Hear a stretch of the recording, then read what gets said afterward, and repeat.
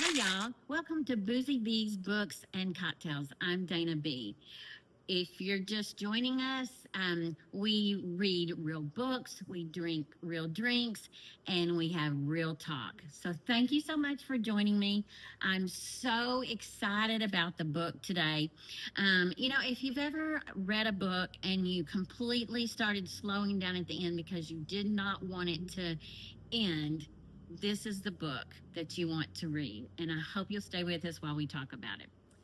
Thank you so much. We're here to talk about My Friends, and it's written by Fredrik Backman.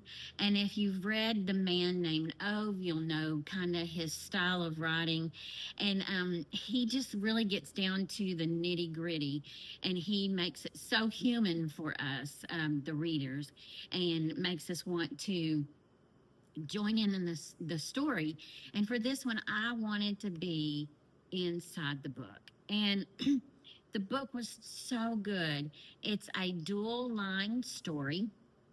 And it starts out with this young lady, and she is an artist, and she has had a really rough life, and she carries a postcard with her. And the postcard is of a very famous painting, and she has wanted to become one of them because the painting spoke so close to her heart that she made up this whole story, and she was part of that painting. And the postcard or the painting was called The One of the Sea by Sea Yacht.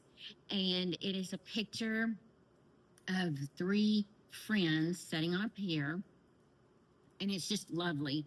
And so she finds out that the painting is up for sale, and she goes to see it in real life. And she is very young. She's 17 at the time, and her birthday's the next day.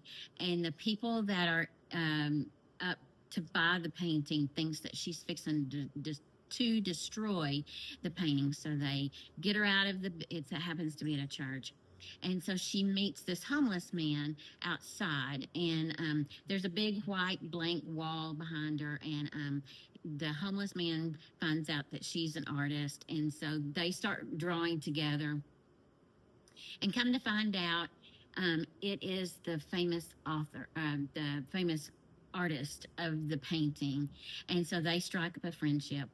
And so some things happen, and so she, Louisa, meets the artist's best friend, and there the story begins. And he tells her the story of the painting, and it's three teenage kids, and they just have the biggest adventure. It's the summer, and the dual part of it, it goes back and forth between the artist as a child or the 14-year-old, and then how it becomes famous, and the friends that are along for the ride. And it is just so good. It's so beautifully written, and there's humor in it. If you've ever been around 14-year-old boys, they fart and they, do all kinds of crazy stuff, and he includes that, and he writes it so well, and it's so funny, and it's heartbreaking, and it's devastating, but it comes back, and it just ends in a beautifully written way. And they say the sweetest things to each other, like tomorrow. They call out at the end of the day, tomorrow, tomorrow, tomorrow. And one of the characters, his dad, used to say good night to him, and he'd say good night ghost, good night ghost, good night ghost to all the ghosts in the house. And so there's just some really sweet little things, and it made me think about when I was 14 and all the crazy things we used to do and was able to do. So this is a 5-star book, y'all. There is no way no one would not give it a 5-star. So you know what that means. If you've been with us a little bit, it gets the coveted Manhattan. And I am so pleased to give it the Manhattan as the cocktail today, because it deserves it, and probably even more, something more than a Manhattan, because if it had 10 stars, I would give it 12 stars. So it has 5 stars, I would give it 10 stars. So I hope you guys will read it. But we're going to make the Manhattan real quick, and it's very easy to make. I've got the ice chilling in the glass, so you want to serve it in a chilled glass. And we're going to pour it in your mixer. Remember, if you've got all alcohol, you stir. If you've got some juice in it, then you're going to shake. So I'm using Knob Creek rye today. It's higher proof, so it's going to be a little bit stronger. And Knob Creek is sweet, so it's going to give it a really sweet taste too. So it's 2 ounces of rye whiskey. And remember, I'm not a professional bartender in any way, but I sure do enjoy sharing cocktails with you guys. So if you're ever in the area, come by and we'll fix you a cocktail. We're going to do 1 ounce of sweet vermouth. And y'all, basically that's it. I do like to add some orange bitters to mine. So we're going to add a couple of drops of orange bitters.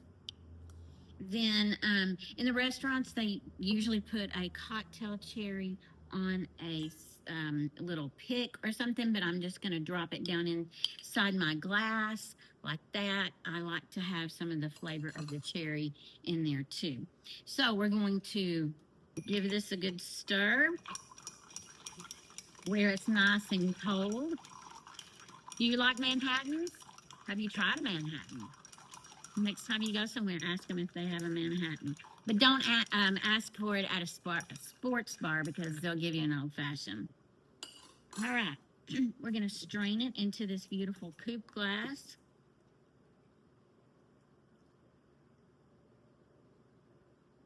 Perfect. Look at that.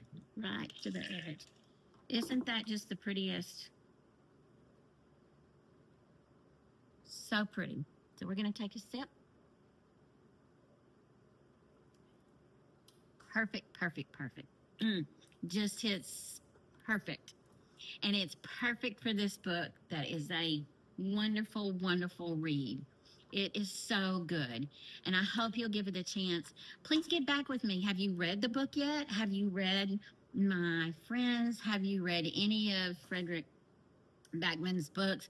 He's a Swedish author and has been translated into English. So I hope you'll stay with me some more. I'm so glad that you're here. And remember, we read real books, we drink real drinks, and we have real talk here. Thank you so much, and cheers. Have a great day.